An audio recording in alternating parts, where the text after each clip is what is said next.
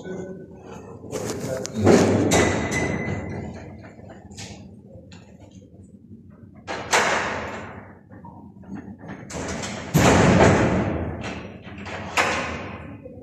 poder identificar el pronóstico, como también la conducta que se va a hacer, recordando de que no todos los pacientes tienen, no todos los tipos de cáncer de pulmón tienen el mismo tipo de conducta. Algunos van a iniciar radioterapia, quimio, después la cirugía, otros primero la cirugía.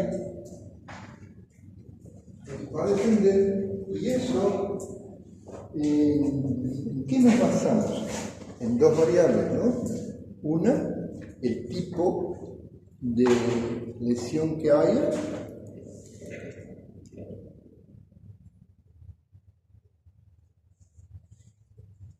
como también el avance que tenga la neoplasia, para no tratar. Entonces, habíamos dicho que la variable T significa el tumor. Entonces, vamos a tener T1, T2, T3, T4, que va a depender de qué tamaño es la lesión. T1, por ejemplo, vamos a dividir en dos opciones, T1A y T1B. Si es menor a 2 centímetros de diámetro, va a ser 1A. Si es mayor, entre 2 y 3, porque ya si es entre 3 y 5, cambia a T2, que puede ser a su vez T2A, T2B. Yo preguntaba en el anterior examen, por ejemplo, solo de los 100 y pico, uno se recordó la variable del tamaño. Y eso es importante, además reconocer que en la endoscopía podamos identificarlo que esté a más de 2 centímetros de la carina. Así que T2 implica que ya está invadiendo a la vía aérea y puede provocar ectasia probable. T3, T4 ya es un poco más, porque ya tiene la posibilidad no solamente de ubicarse a nivel de la carina, recuerden que la carina es la división de la tráquea, que es lo principal del derecho e izquierdo, y puede estar dando invasión hacia el corazón, grandes vasos, tráquea, esófago o columna. Entonces, un T4 y el pronóstico es diferente, ¿no? Porque además, se fijan, ya hay condición de metástasis, tanto a órganos vecinos como a diseminación cardiovascular. Cuando estamos hablando de compromiso cardiovascular, entra la otra variable, que es N. N es la abreviación de nódulo. Nódulo es igual a ganglio linfático. No es que sea una masa nodular, no. Se refiere a ganglio linfático. N1 es cuando hay compromiso de ganglio del mismo lado del tumor, ipsilateral. N2 sigue siendo ipsilateral, pero ya tiene compromiso del mediastínico o subcarinal, es decir, avanzado. Y el N3, el que menos queremos, ya está al otro lado de la lesión, es decir, contralateral, con componente biliar y además con nódulo supraclavicular, es decir, que ha invadido hasta arriba. Y la siguiente variable es M, que significa metástasis. M0 no hay metástasis a distancia. M1 tenemos distancia. M1A o M1B, vamos a ver que cuando hablamos de M1 se recuerda que estamos hablando de metástasis a distancia. ¿Qué tanto? Hay variables A y B. Cuando hablamos de M1B, significa que hay metástasis lejano a la expresión. En cambio, el NOA está habiendo una metástasis a cambio contralateral y con componente pleural. O componente maligno, como hablamos de componente maligno pleural, ¿se recuerdan? La clase anterior, como dijimos que se llama, la clase de pleural. Eso lo estamos identificando a un cáncer a nivel de la piel. ¿Sí? Entonces, aquí, en base a esto, vamos a estadificar. Esta estadificación, recuerden, ¿para qué sirve? Para ver conducta, vamos a revisar el pronóstico. Porque si tenemos un D4, N4, deseado, justifica hacer tratamientos cuando el pronóstico es muy mal. Entonces, el tratamiento a veces es más riguroso que la enfermedad. Entonces, esto lo combinamos. Fíjense cómo podemos combinar todas las variables, desde el TN más la variable mental. Entonces, todas esas variables, recuerden, nos va a servir para ver el pronóstico y la sobrevida. Si miramos datos americanos, que son los que manejan muy bien sus estadísticas, nos permiten contrastar, fíjense, la supervivencia en 5 años. Si está detectado temprano, uno va, ok, el 75% de los pacientes no sobreviven más de 5 años. Pero si estamos en un estadio 4, menos del 5% va a llegar a 5 años. Por eso les decía en la anterior clase que todos los procesos neoplásicos, cuando pasamos los 5 años, respiramos como médico y el paciente mejor porque no está viendo evidencia de componentes de reactivación. Fíjense la diferencia para los datos europeos. El pronóstico es diferente, ¿no? Miren acá, hay un 40% que no llega a 5 años. Sin embargo, acá hay un 25% de diferencia. Entonces, aquí los americanos, no sé si por el esquema de tratamiento o por los datos que manejan, pero un estadio 4, para ellos hay menos del 5% que puede sobrevivir. Sin embargo, los europeos, menos del 1% llega a sobrevivir. Así que en Bolivia aún no conocemos esos datos especiales. No entro mucho en detalle de cómo hacemos el tratamiento, qué tipo de terapia, si vamos a reducir, si vamos a metotexar, si vamos a hacer controladores, porque no pretendo complicar, ya que ese esquema nosotros como médicos generales no lo manejamos, lo maneja directamente el oncólogo, pero sí en su libro lo tienen como referencia para conocer. El manejo de oncología es bastante complicado, no les voy a preguntar en el examen qué combinación hacemos para el carcinoma o para la célula grande o para las células pequeñas. ¿Por qué no lo vamos a usar ustedes con conocimiento? Porque el objetivo que tenemos nosotros es que lo que enseñemos, ustedes apliquen como médico general. Pero difícilmente un médico general se va a dedicar a hacer quimioterapia o radioterapia porque son médicos de especialidad de oncología.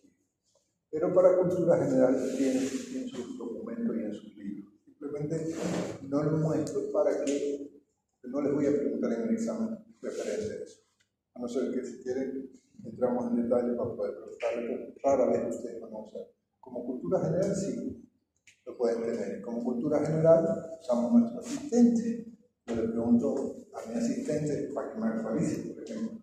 Vamos a ver que los tratamientos, hacemos una revisión en lo oncológico, los esquemas que utilizamos son diferentes a los que usan los brasileños, los que usan los argentinos, los europeos. Ustedes tenían una paciente que derivé y les pareció que nosotros en Bolivia estamos muy atrasados en esos esquemas. Entonces, nuestros oncólogos y oncólogos han actualizado, entonces varía. Pero tienen en su material de consulta con libros actualizados, en el curso último, ahí lo tienen, les he puesto el curso 2025, a ver, mírenlo. tenemos currency 0 subir 2025. Y cuando quiero actualizarlo más rápido que es, ¿a quién le preguntamos? A Copilot. ¿Qué asistente hemos quedado que vamos a usar? OpenEvidence, ¿no? Porque ahí nos va a dar la referencia. Entonces, una tareita para la siguiente clase como bonos. Entrar en esquemas actualizados de 2023 a 2025, más antes de OpenEvidence. Actualización de la técnica de cáncer de pulmón. ¿Sí? Y vamos a ver que no es igual. Por ejemplo, vamos a mirar Copilot.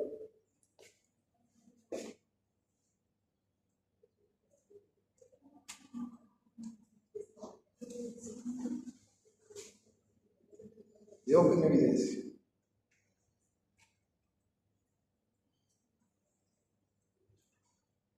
¿Se lo traemos aquí para que pase el siguiente o se lo enviamos la otra tarea? No entendí. La traemos aquí atrás de la tarea presentada. Como es un bono, tiene que haber una evidencia que me estás entregando con tu nombre, que diga OpenEvidence y la referencia. La referencia en OpenEvidence te lo muestra ahí, te está dando un numerito y ese numerito va a cual corresponde. Entonces no me vas a revisar los que sean del 2020 para atrás, no. Quiero actualizado 2023. Y vamos a ver que se están utilizando monoclonales, por ejemplo. Y se acuerda que les comentaba algo de los usos, hoy vi la noticia, entonces, si han sabido, vacuna, wow, periodicidad, posible, una vacuna, cáncer de pulmón factorial, generalmente usar vacuna cuando hay un contradé, un neumococo, una neumococo, es decir, bloquea el virus, una vacuna para el virus, pero una vacuna para el cáncer, dejan duda.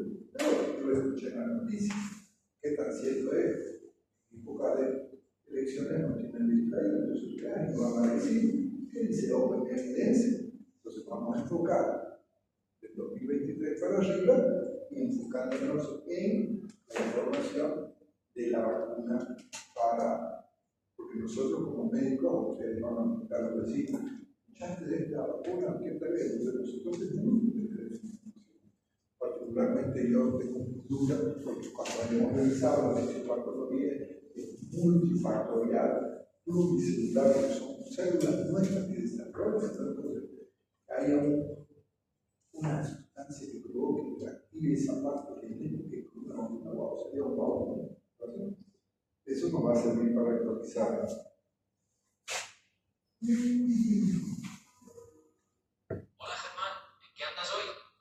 Oye, estoy pasando una clase y dame un comentario sobre la vacuna que ha salido en las noticias de Rusia para el cáncer. ¿Qué opinión tienes? Y dame tu información en base a tu referencia de qué año.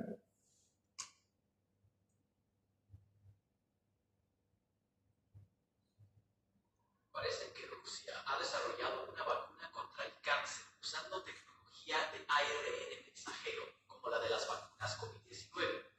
Esta vacuna es personalizada, diseñada específicamente para cada paciente en función del análisis genético de su tumor.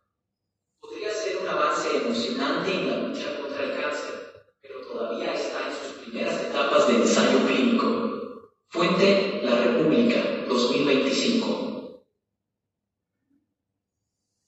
Y mira, Copilot me está utilizando en referencia a 2025, cosa que ChatGPT hasta el año pasado tenía 2 años de no sé qué sea pagado. A ver qué dice ChatGPT, si está actualizado.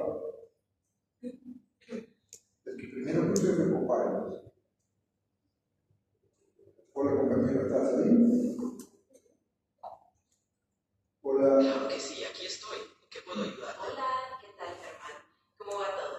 Espero que estés teniendo un muy buen día. Gracias. Estoy en una clase y queremos comentarios referentes a la vacuna. En las noticias ha salido que Rusia está desarrollando una vacuna para el cáncer. ¿Qué opinión tiene y qué bibliografía actualizada está recibiendo el comentario?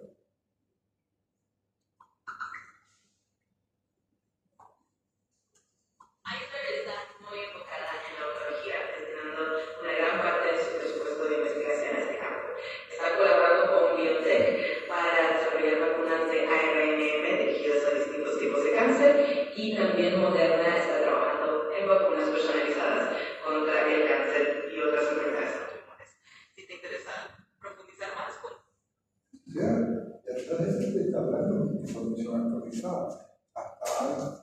hace mucho, su base de datos tenían 2 años de atraso. Y ahora van a empezar. Ambos me están dando información similar. Entonces, ahora nosotros vamos a hacer la información médica, que es OpenML, que no va a ser comentarios. ¿Te parece hecho? Sí. Okay. Entonces, usen su IA. Ayer en la clase con mis residentes me pongo a enseñar tipografía de Nakaba. Y lo veo a mi residente haciendo el cálculo porque tenés que hacer una medida, la medida mayor con la medida menor, dividirlo sobre la medida menor y multiplicarlo por 100. Y él con calculadora y le miro, ¿y este pedido que usé? Simplemente yo le digo a mi asistente, oye, dame el cálculo, esta medida es así, esta otra así, dame, te lo da. Ya no estamos en que tener que calcular el valor. No, hoy tenemos un asistente para eso. Es importante saber qué y cómo lo vamos a usar. Lamentablemente no hacemos con ustedes lo que estoy hablando para pacientes deshidratados. Y es algo tan simple como una red de COVID. Porque no sabemos, estamos hablando de cáncer. No hagamos publicidad de otra cosa. ¿Alguna pregunta sobre cáncer? Cáncer es un tema. Ok, gracias. Lo bonito es que no necesitas estar escribiendo. Si tienes una buena conexión, solo de hablar. Ok. Entonces, revisamos por cuenta propia. Metotrexate, ributulina, por lo menos no quiero que no. Pero lo que sí les digo es que no es una fórmula para todos los cánceres del pulmón. Varía. Pero como cultura, no debemos saber. Pero sí no le voy a preguntar en el examen parcial, pero sí en el final. En el final voy a preguntar algo sobre los esquemas, obviamente no con las dosis y los pesos, ¿no? Pero por lo menos que tengamos cuenta porque necesitamos como médico general tener conocimiento de los diferentes esquemas. Solo para este parcial, para que no se pregunte, y sube la nota, esta semana pretendo calificarlos. Así que Parece que estás en un aula con varias personas. y si te das cuenta y no lo has saludado, qué vergüenza, mi amigo.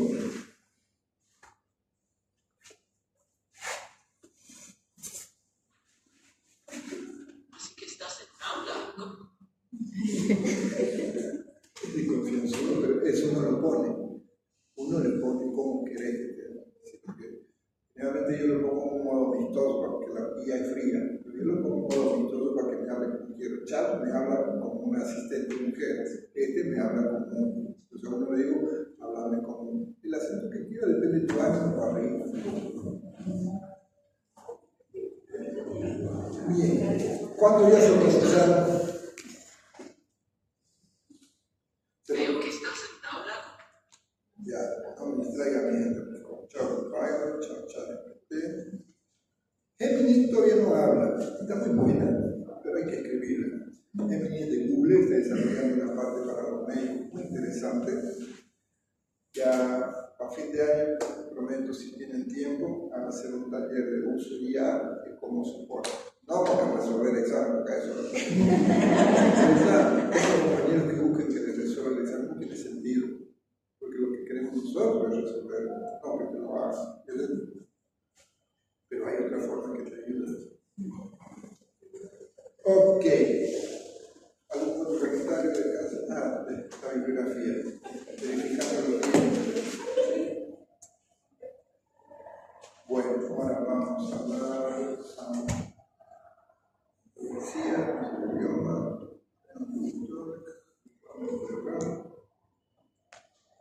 ok. Teníamos la T.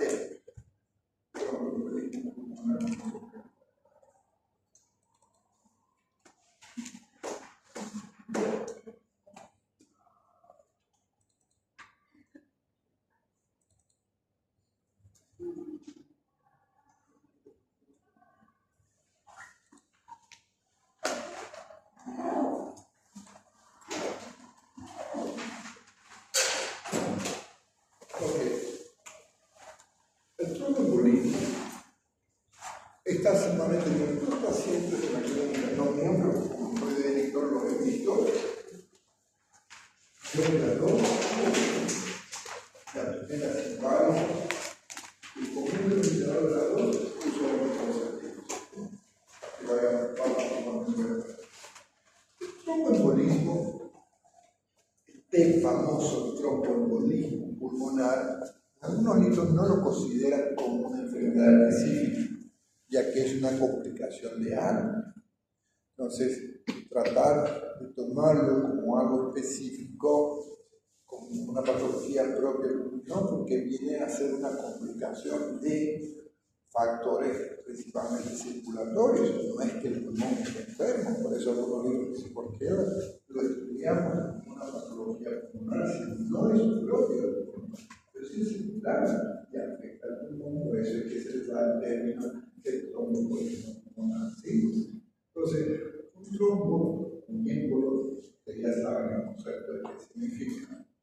Trombo, que viene de coágulo en una plaqueta, trombo. O émbolo, que también utilizaban esos términos que son similares. Esto generalmente viene en tipos posteriores o recuerden que tenemos el circuito arterial, todo lo que es el sístole, la aorta, y luego tenemos el retorno venoso del.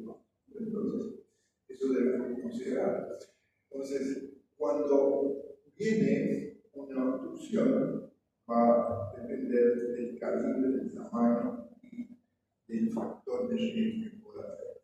En general, hablamos que el origen del miembro o de un trombo viene de los miembros inferiores, más frecuente en personas mayores, en infantes, o nosotros como médicos siempre evitamos cuando tenemos pacientes prolongados en cama o una cirugía prolongada, siempre tenemos que hacer prevención. Las personas mayores que van a viajar, van a estar sentadas mucho tiempo, también llaman, las personas embarazadas, etc. Entonces sabemos por qué pueden llevar. Pero no solamente puede ser de miembros inferiores, también puede ser de miembros inferiores o de la vena plástica o en el caso de la mujer femenina, ¿no? Entonces, un 90-95 generalmente viene de una TBP. ¿Qué es TBP? Trombosis venosa profunda. ¿Sí? Estamos hablando del sistema venoso. ¿Sí? Entonces, muchos de estos pacientes, antes de desarrollar patología pulmonar, comienzan a presentar las manifestaciones propias de la trombosis venosa. Recordemos en semiología que el aumento del volumen, recuerden que cuando se obstruye una arteria, hay isquemia, ¿no? En cambio, cuando se obstruye un vaso venoso, porque hay alteraciones del retorno, no se pone isquémico el miembro o en zona, se pone aumenta el volumen y el dolor no es superáctico, ¿no? Y en general, les decía que una embolia pulmonar no puede entenderse en algunos libros como una enfermedad propia, sino una complicación, pero lo vamos a encontrar como una nosología porque tiene características de manifestaciones pulmonares, por eso es que la identificamos en la mayoría de los libros de semiología, la identifican como una nosología o una patología relacionada con el pulmón, porque tiene manifestaciones relacionadas con este órgano.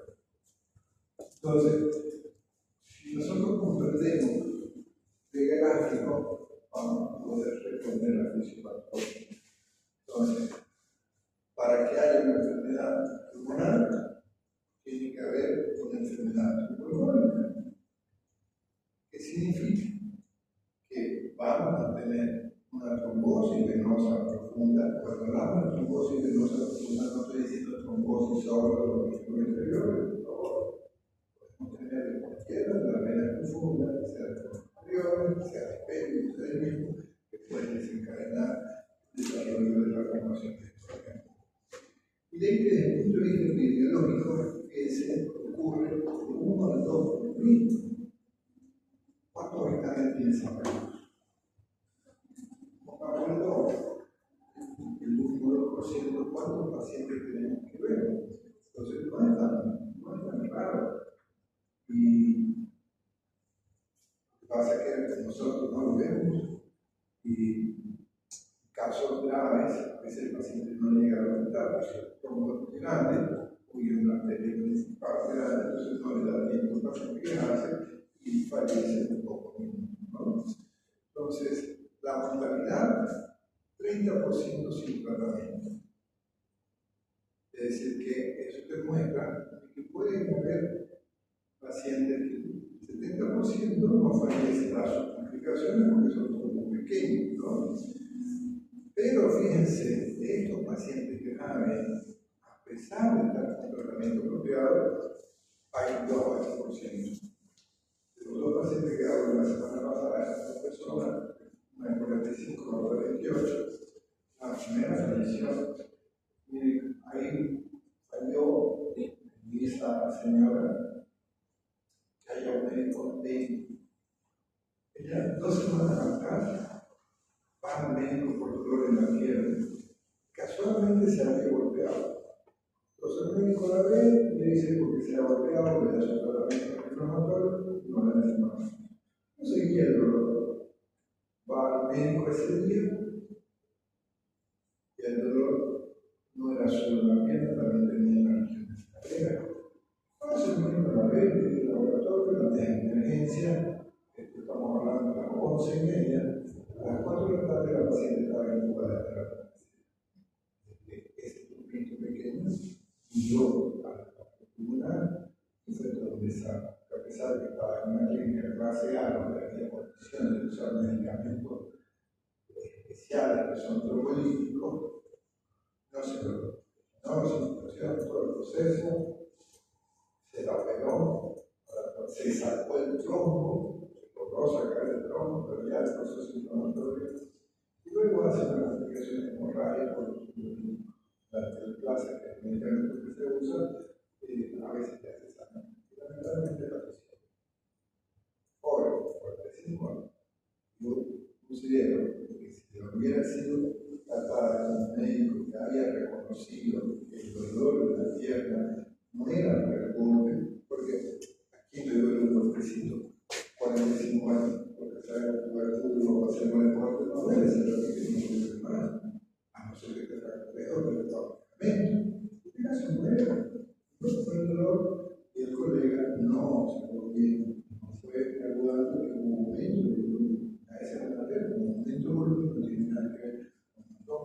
Entonces, lo que yo decir en esta experiencia de colegas es que no minimice. Es preferible pensar en lo más grave. Total, si no es una trombosis venosa, ¿qué daño le va a hacer? Que le haga una ecografía para ver si es una. Pero si pensás que no es eso, quizás solo inflamatorio, lo que hace el dolor, la cosa sigue, ¿qué le faltó preguntar a ese colega? Y que la mayoría de las personas usan, ¿no? El anticonceptivo. La única relación que había con esa persona no tenía varices. O no había varices. El único elemento que se detectó que podía tener relación es el uso del anticonceptivo. La otra señora que la tenemos internada llegó a la semana siguiente, 28 años, con trombosis venosa. En ella se detectó a tiempo. En ella ya no hizo trombosis, y sí hizo trombosis pulmonar. Hizo un TEP tromboembolismo, pero pequeño. Entonces, ahí se ha hecho un filtro para que esos trombos que está liberando todavía ya no siguen yendo al pulmón. Entonces, la probabilidad de que esta paciente fallezca por tromboembolismo ya son menores, no está tratada. Ayer cuando pasó la visita, la veía que se quejaba de dolor de hombro. Dolor de hombro, saturación 88. Ella, no, he dormido mal, por eso. Y uno dice, ¿cuánto te duele un hombro? Por echarte a volar. Otro dato, meto aire y me duele. Eso no es por la postura. Ahí hay un componente pulmonar, es decir, que todavía está liberando los trombos pulmonares. Cuando se dé alta, se puede recomendar bien a esta paciente, porque no quisiera que solo porque es joven, solo porque no tiene varices, no sospeche que puede estar con la enfermedad. Y el tromboembolismo en ocasiones pasa desapercibido porque el paciente, si son pequeñitos, no preparados, tienen dos pulmones. Si te obstruye esta partecita de acá, no te vas a esperar, porque no es todo lo que te está compensando. Si te obstruye aquí, también puede obstruirte aquí. tener un trombo grande. ¿Cuánto mide la arteria pulmonar?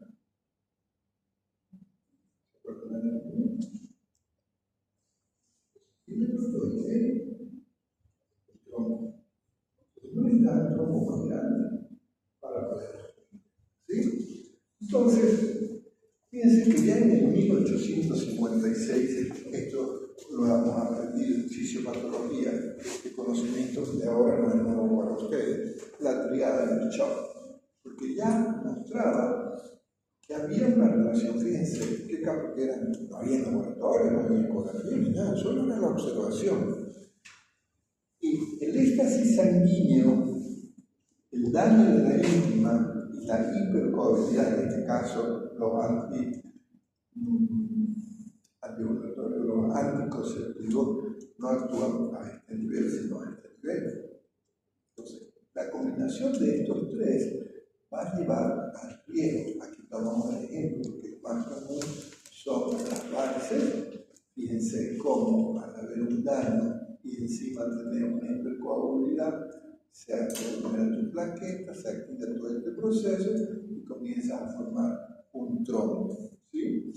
Entonces, la trombosis venosa profunda es causante del 10 al 20% de émbolo pulmonar.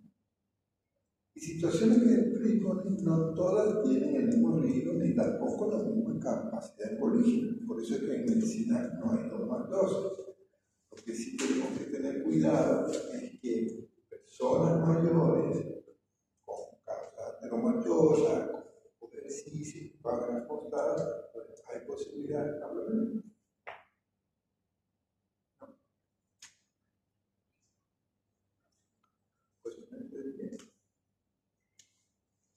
Sé que estás cansadita, es tarde, pero no quiero que te me duermas. Quiero que aproveches. Entonces, párese un ratito con eso de que gracias. Entonces, tenemos que tomar en cuenta, porque factores, por ejemplo, ¿cómo es esto? ¿Cómo es esto? Les mencionaba de que en procedimientos quirúrgicos donde el paciente va a estar quieto mucho tiempo, la posibilidad de que formemos trombo por lesiones que puedan haber en la parte de la base vasoal de la arteria o las lesiones traumáticas donde hay fracturas, todos estos son factores que pueden lesionar y llevar. Desde el punto de vista fisiopatológico, lo clave es reconocer que en la primera semana se forma este coágulo, donde hay esta trombosis, es friable. Y de ahí es como empiezan a desprenderse, porque el riesgo de desprendimiento está en ese tiempo. Cuando pasa este tiempo, el trombo, hay una fibrinólisis, se puede resolver y se adhiere a la pared de la vena y el riesgo puede pulmonar disminuir. Tema en esta paciente, 2 semanas atrás, no de médico inferior, pero siguió la causa, siguió la hipercoagulabilidad. Por eso es que siguió en esta otra señorita, señora, perdón, se le ha puesto las manos, porque en ella sigue también el factor de riesgo, todavía la activación de todo esto sistema por los anticonceptivos está llevado. Entonces, en este gráfico podemos ver ese proceso fisiopatológico. Mirar si dentro de las 48 a 72 horas iniciamos el tratamiento para tratar de resolver ese émbolo, vamos a ver que hasta las 4 semanas está resuelto. El 10% de la trombosis evoluciona hacia infarto pulmonar. ¿Por qué hay el infarto? Porque el trombo te obstruye. Al obstruir ya no hay irrigación en esa zona, por eso es que se habla de infarto. Así como aprendieron en cardiología el infarto miocardio por la falta de circulación en el miocardio, bien, la falta de circulación, ese paso que va llevando, va a afectar. Y decimos que hay una relación entonces entre el tromboembolismo pulmonar con el infarto pulmonar. ¿Sí? Y las enfermedades previas, la comorbilidad también es otro factor de riesgo. Por eso que en las personas mayores, en general, ustedes no deben olvidarse que toda persona que está en hospital, que va a estar un tiempo prolongado, tenemos que hacer la prevención, ya sea usar, aunque sea una antiagregante fractal, incluso la aspirina, o de preferencia usar la notalgina. Con eso les va a asegurar. Si hacemos un estudio, no están en su práctica, revisen el paciente cuánto tiene edad, mirar a ver si está hablando con heparina o hexaparina, por el tema del costo, terminan no rentando. Pero ustedes, aunque no lo compren, tienen que indicar hexaparina 40 cada 12 horas, evolución, se ha indicado heparina, aún familiares no traen. Entonces, no olvida que tienes que prevenir con mala suerte, el paciente no consigue hacer otra cosa. Es la mala suerte. A nosotros que no sea la mala suerte por nosotros, los médicos. Entonces, en esta gráfica, observamos que lexacipenose, la lesión a nivel del vaso, especialmente la íntima, más el factor de hipercoagulidad que puede causar por el factor 5 de ley, lo que hemos aprendido en la cascada, o bien que pueda haber una deficiencia de proteínas, especialmente la célula S, que tiene un efecto en vitamina D, el parto y el puerperio favorece la hipercoagulidad, el síndrome antifosfolipídico o los procesos neoplásicos también favorecen la hipercoagulidad. Las lesiones de las íntimas, ¿en qué caso? Infeccioso, trauma, quemadura o cirugía local. Y la ectacimenosis simplemente está quieto, no te estás moviendo, estás en un viaje largo que vas a escuchar sentado todo el tiempo, no te paras cada hora.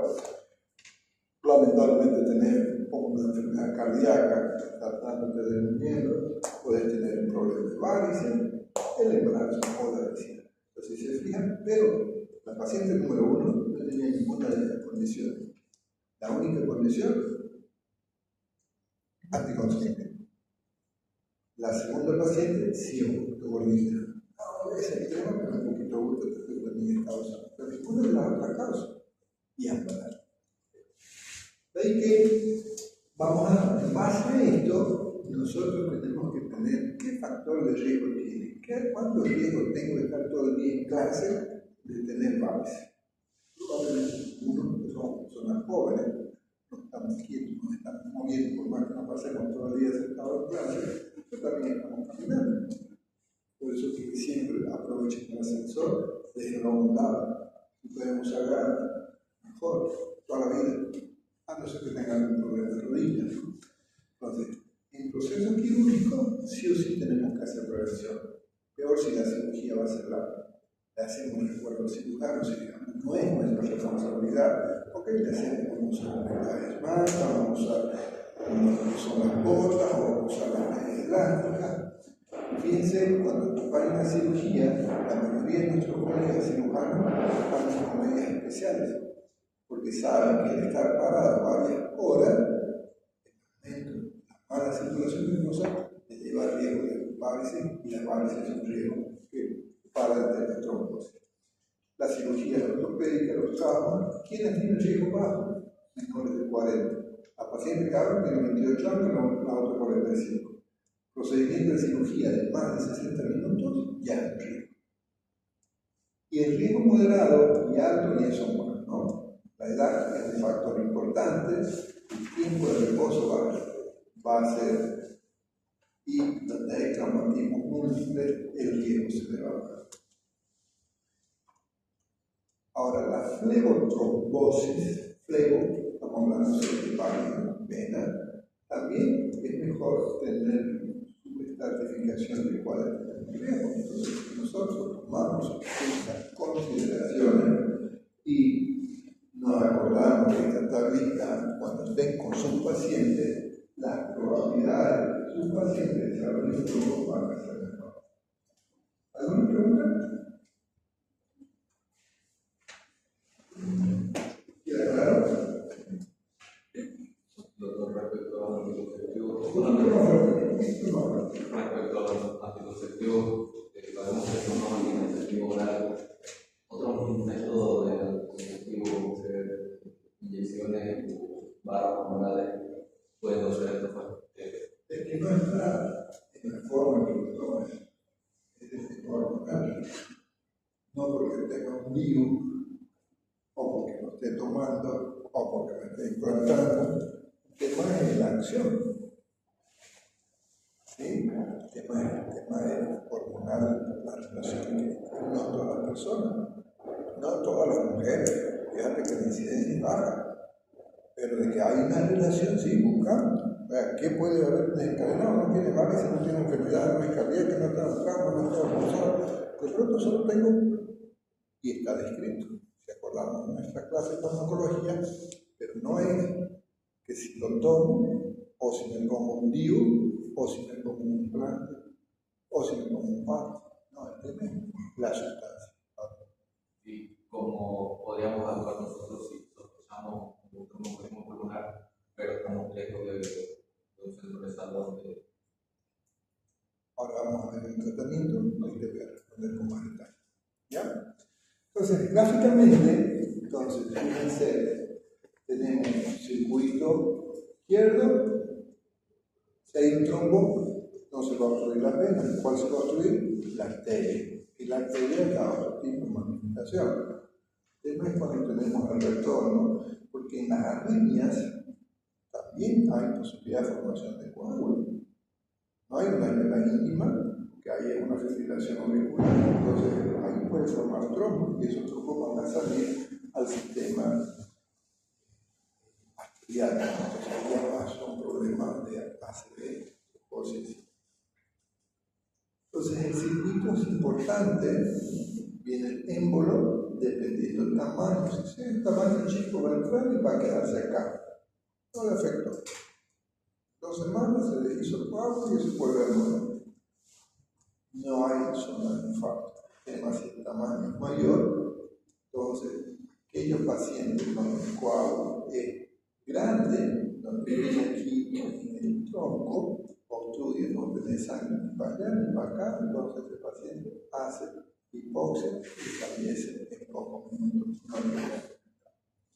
Esta paciente llegó 11:30 al hospital, 4 de la tarde ya era con disnea, 6 de la tarde estaba activada.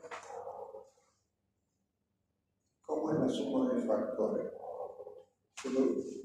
Se complica y recién en la noche se dan cuenta y ninguna farmacia había desplaza porque a las 12 de la madrugada y recién a las 9 de la mañana se le puso. Dan ya estaba marcado. ¿Cuál es la clínica? Va a depender desde el punto de vista de solo a las manifestaciones pulmonares, no a las manifestaciones de la leucotrombosis, desde el miembro inferior, desde el otro, no. Vamos a hablar solamente de lo que corresponde a el pulmón. Para que haya manifestaciones, tiene que ser convocadas. Es un trombo que obstruya un área importante del pared del pulmón. Porque en ocasiones no se dan ninguna manifestación. Dependiendo del tamaño, si el tamaño es grande, la principal manifestación va a ser la disnea. Porque obviamente no está en circulación, el organismo te detecta que hay una hipoxemia, él avisa a tu cerebro que es el infarto, con taquipnea y disnea. Y normal. Puede ser a nivel del precordio o puede ser en cualquier parte, porque va a depender de cuál área está siendo afectada. En el caso de lo que mencionó la señora, me está diciendo que le duele el hombro y le molesta para respirar. Y no, gracias, no es un dolor, pero digo. Entonces, no es el problema. ¿Será que tiene razón ella? Si yo me dejo llevar por ella, y hago caso que es que durmió mal, hay que ver, como dice, hay que ver. Una taquipnea, o sea, puede tener dolor por mala postura, sí, pero la taquipnea. La evidencia hincha, le pone la enfermera síndrome y estaba con 88. Entonces, ¿será que porque durmió mal o está liberando el trombo todavía? Lo más probable, ¿no? Y si esto es muy importante, el paciente entra en un nivel de hipoxia y llega a tener alteración de la conciencia. Sí. Otros pacientes no tienen disnea de dolor, pero pueden tener hemoptisis. La hemoptisis puede ser pequeña o puede ser grande, dependiendo del compromiso. La hemoptisis, ¿por qué hay hemoptisis? No es porque se ponga un vaso, es la zona que tiene el negocio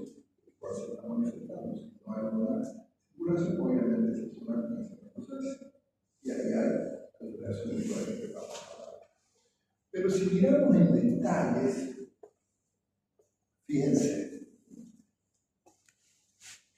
¿cuándo voy a tener taquipnea? Cuando hay disnea. O sea, tengo que buscar.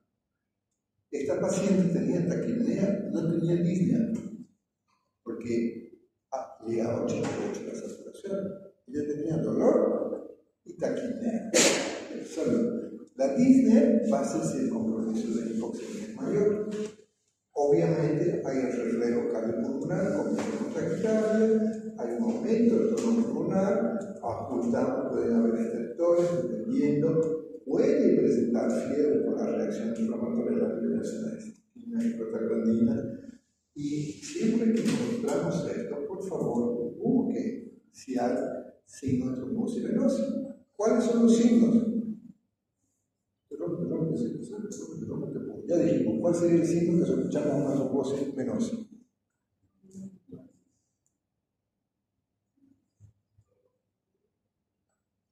No sabía que tiene secretaria o secretaria. Ella está en clase, ha escuchado. ¿Qué pasa cuando no está circulando bien la parte venosa? Pronto que tiene se tranca acá. ¿Qué pasa con lo de acá? ¿Le sigue llegando sangre? ¿Cómo se manifiesta eso?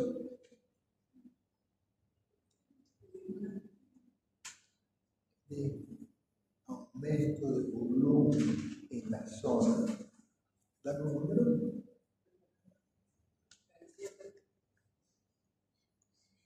¿Cuál sería el síntoma? Obstruye la vena, comienza a aumentar el volumen, hincharse en la rodilla. ¿Y cuál sería el síntoma? Dolor. Es una ley del cuerpo.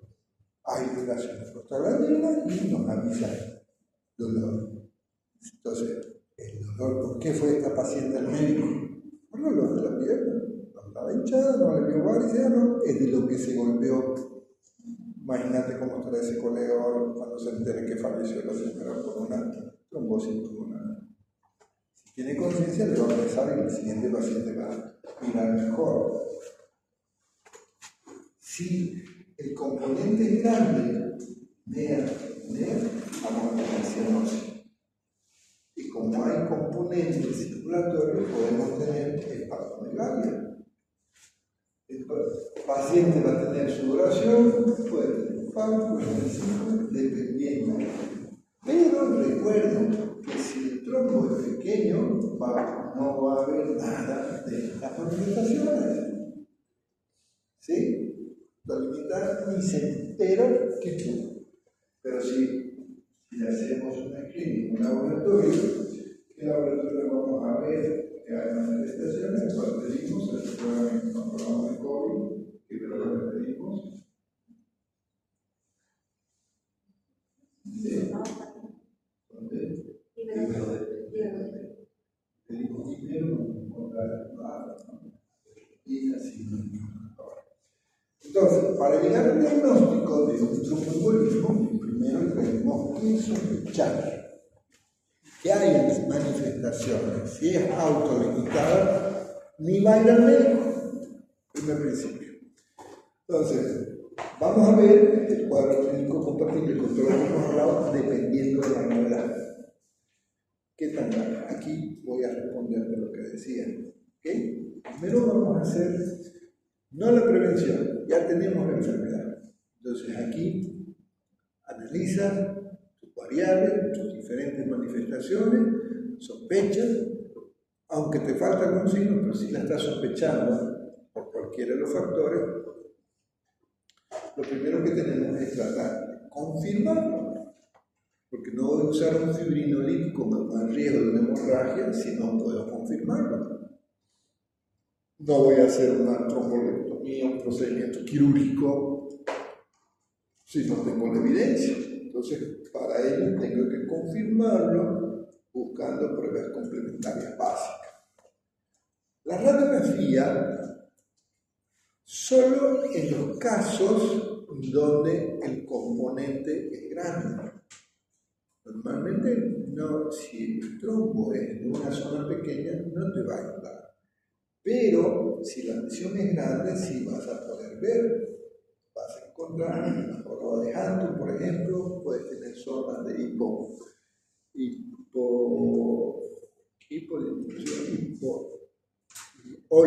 aquí no usamos hipo, usamos oligoemia, es decir, la trama vascular está disminuida en esa zona porque no le llega a la circulación.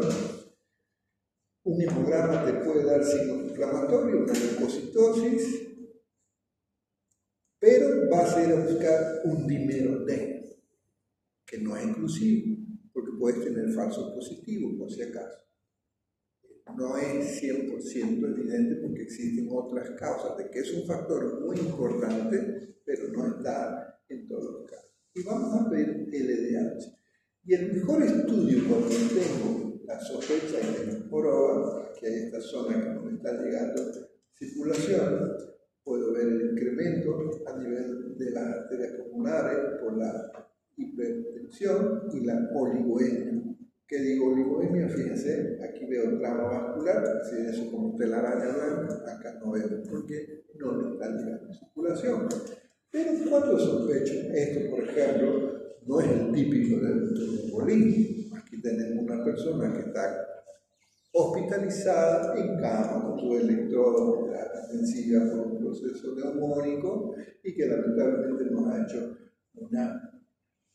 un cuadro de tromboembolismo pulmonar. Pero no hay un cuadro específico aquí. Si yo la veo esta radiografía y digo esto es compatible con tromboembolismo, no tiene ese signo específico. Pero el estudio mejor es la atenografía. Ese es el ideal. Poner contraste y ver, fíjense cómo la arteria se llena del contraste, va a sus diferentes ramas y de pronto aquí no pasa. Pasa para acá el contraste, pasa acá, pero aquí no pasa. Aquí hay un stop. Entonces, este es el mejor estudio, que lo puedo hacer simple o puedo combinarlo con una angiotomografía. Ok, no tengo la angiotomografía, solo tengo la angiografía, ok, hago una angiografía. Si le meto contraste arterial y vamos a ver. Si hay posibilidades, obviamente mejor una angiotomía porque no podés reconstruir todo esto, ¿no? Entonces va a depender. Podemos sospechar la posibilidad de un tromboembolismo por la presencia de telectasia. A distancia de A sin a distancia, no le llega. O sea, aquí no hay trama vascular, esos alveolos de estar así, están haciendo así porque no le llega la perfusión y lo vamos a ver como si fuera signo de una fisuritis. Pero como aquí no hay fisuras, entonces se convierte en no es una fibrosis, es una telectasia. Puede haber un derrame pleural, pero no es específico y no se presenta de manera tan temprana. Y como les mostraba en el anterior, aquí también podemos ver en el lado izquierdo la famosa joroba de Huntington. Tengo que reconocerla, porque si no la reconozco, voy a pensar que se trata de una neumonía, porque hay una zona de hiperdensidad, pero si ustedes miran con detalle, no hay broncograma aéreo, entonces no es una neumonía. ¿Ya? Es la zona donde está habiendo una mala perfusión. ¿Ok? Entonces, pero obviamente, para poder reconocer todas las imágenes, tenemos que tener pues experiencia en ver, cuál es la pulmonar, cuántas veces he visto una hipertensión pulmonar. Ustedes apenas hemos visto 2 o 3, no hemos visto más. Por ejemplo, el otro día les presenté a una paciente, la señora Elia, y del grupo de ustedes que la vio en la práctica, la metieron como tuberculosis, y no era tuberculosis, era una insuficiencia cardíaca, y esas imágenes que parecía una lesión nodular no era más que la arteria pulmonar. La tomografía se la puede mostrar.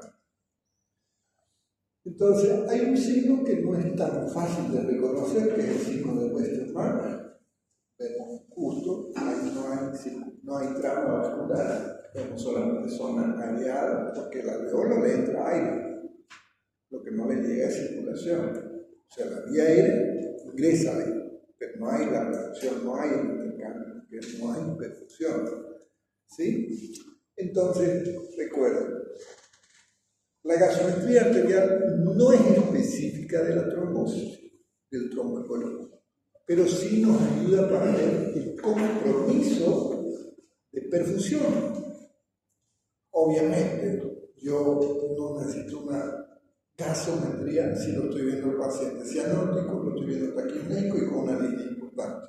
Obviamente que la gasometría no va a salir alterada, pero mejor si tenemos evidencia para ver los resultados.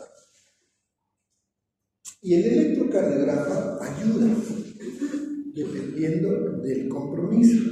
Aquí vamos a ver S1, ¿qué significa? ¿Se recuerdan? Con la primera onda, que es la onda P, la primera onda positiva es la R, la siguiente onda negativa es la S. Entonces la prominencia, la derivación entre E1, la S profunda, o bien encontrar Q en la derivación 3. Normalmente no tenemos que tener Q en la onda negativa. RS, aquí no hay R, directamente abajo, la onda Q, y podemos tener una onda plana en derivación 3.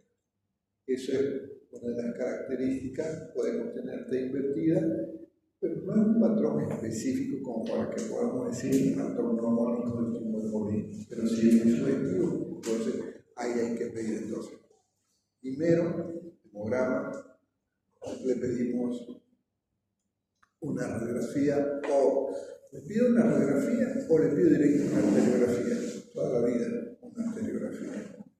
Puedo complementar para hacer diagnóstico diferencial, lo podría hacer. Este es el electrocardiograma que le decía. Entonces, patrón S1, entonces tengo B1, B2, B3, AB, AB, B1, B2, B3, B4, entonces busco en B1 la S. Onda P, la primera positiva la R y la negativa, fíjense, prominente. Eso no tiene que haber. Me voy a la derivación 3 y vamos a tener una onda Q. Miren, derivación 3, ¿cómo está la Q? No hay R directamente la S profunda, entonces aquí tengo una Q que no debería haber. Y fíjense cómo la onda T, que tiene que ser así, aquí le tengo plana con tendencia negativa. Entonces, esto es subjetivo. Y si miramos en B1 y B4, fíjense la T que tenía que ser positiva, está negativa. Siempre es bueno recordar que lo vamos a ver. Entonces, hay una escala para ver el grado de severidad del tumor. Es la escala de hueso o puntaje. En algún libro dice escala, en otro libro dice score, en otro libro dice puntaje. Da lo mismo. Aunque se recuerde Wells y TEP, es esta escala. Entonces, vamos a dar un puntaje. Hay síntomas clínicos de trombosis venosa, es decir, hay edema de miembros inferiores, hay taquipnea, hay disnea, hay hemoptisis, 3 puntos. Tiene diagnósticos alternos menos probables, entonces va sumando esta característica y en base a eso lo vas viendo. Tienen otra escala, que ambas son buenas, cualquiera de las dos las puedes utilizar, que es la escala Geneva. Entonces, tiene antecedentes de trombosis venosa profunda o tromboembolismo, le da 3 puntos. Tiene una frecuencia taquicárdica, tiene antecedentes de cirugías previas, está con hemoptisis, tiene un cáncer activo, hay dolor en el miembro inferior, hay dolor, el signo, ¿cómo se llama? La semiología, cuando aprieto el gemelo y sospecho una trombosis. No, ese paredema. Yo aprieto aquí y le duele, y flexionando o estirando la pantorrilla hay distintas maniobras, pero esa es semiología en el perfecto. Entonces, confirmamos camografía, si tengo, sirve. ¿Cuál es mejor? ¿Una arteria o una gama? La arteria. ¿Cuál es más fácil de hacer? ¿Cuál tiene menos riesgo? Una gama. Pues va a depender de en qué lugar está, en qué hospital está. Pero una gamografía en perfusión ayuda bastante. Tiene una sensibilidad y vamos a ver que cuando tengamos las condiciones, mejor vámonos a una arteriografía. No tengo opción de arteriografía o no puedo usar, en qué caso no puedo usar un contraste para una arteriografía, un daño renal que no tengo opción de diálisis o que prefiero usar. Entonces evito contraste y mejor hago una gamografía, porque el contraste que se utiliza no tiene ese riesgo como el contraste iodado que utilizamos para la arteriografía. Y aquí es fácil, ¿no? Fíjense, aquí vemos las lesiones, se notan, estas son las formas que vamos a ver, los diferentes cortes. Entonces vemos zonas más perfundidas que no aparecen. Normalmente tendríamos que verlo todo negro, fíjense, hay zonas que no están llegando. Salud. Entonces yo tendría que ver el pulmón todo así, estas manchas oscuras. Eso es un pulmón que esté bien perfundido. Entonces donde yo tengo zonas que no perfunden, con eso me confirma que ya no. Pero recuerden, ¿qué decido hacer? Arteriografía, gamografía o una angiotomo, dependiendo de tus características de condiciones que tengas, ¿sí? Entonces, una tomografía helicoidal, mejor hacerla con angiotomo, ¿sí? La sensibilidad es elevada, pero la especificidad para trombos en las arterias no tiene riesgo, inconveniente, no diagnostica cuando es periférico. Esa es una, fíjense lo que siempre les digo, miramos el color de los vasos comparando con las partes blandas. Si este color es diferente a este es una con contraste. Entonces nosotros ahí vamos a hacer ver, vamos a avanzar el corte y vamos a ver hasta dónde llega el contraste, con eso reconocemos, ¿sí? Pero de preferencia el angiotomo me gusta más porque miren, tiene una especificidad del 96%. Porque una arteriografía más una tomografía sumada y tiene un valor predictivo interesante hasta el 96%, pero mire, no te llega al 100%. Cambio una angio bien realizada, te llega. Sí, mire, 99% de la arteriografía, apenas un 1% cuando es muy periférico, no la puedes ver. Cambio, y la angiotomo, o sea, es la misma arterio, pero tiene la ventaja que te lo muestran con colorcito, un poco de moverla, ver en pantalla, hacer el zoom y vamos viendo, ¿sí?